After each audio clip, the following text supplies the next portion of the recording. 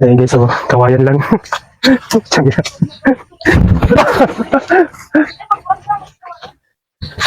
Dalunot. Ang dulas guys, ang dulas. So, mayroong kawayan dito, malit lang. Talagang mga bata to. Napakahirap talaga. Yan itong ano. Kaya, ang mga pamangkin ko lang to. So, ang hirap pala to. Alam mo guys, ikaw ko gusto sumama. Kaya di ko pinapasama yan. Mga ganito kasi. Ang galit ng nanay ko dyan. Magkakaroon ng sister ng mga bata dito eh. Yan. Hoy! Iniwanan lang mga bata. Kamote. Yan. Ayan na. Woohoo! Hmm?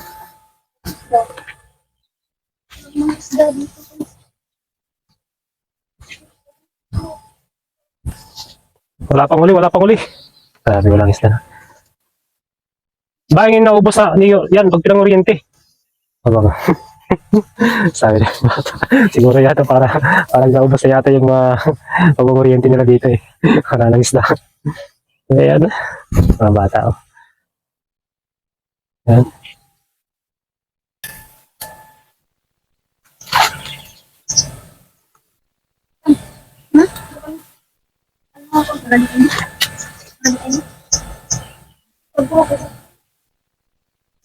Oo.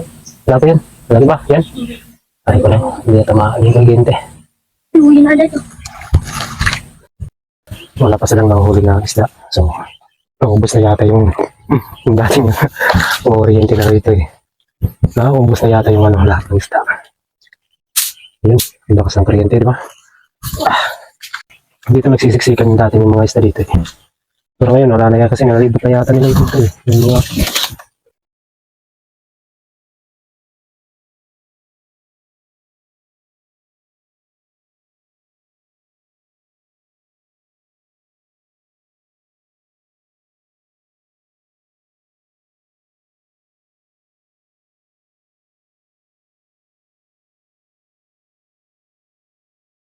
yan, nasugatan yung bata.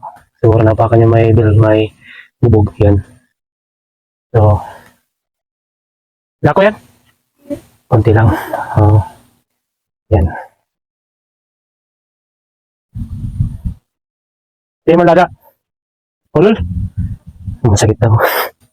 Yan guys. Yan talaga yung mga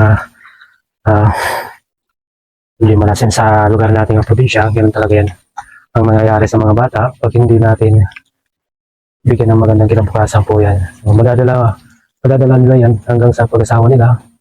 Kaya talaga sila kailangan magkakapagtapos ang pag-aaral ng mga bata.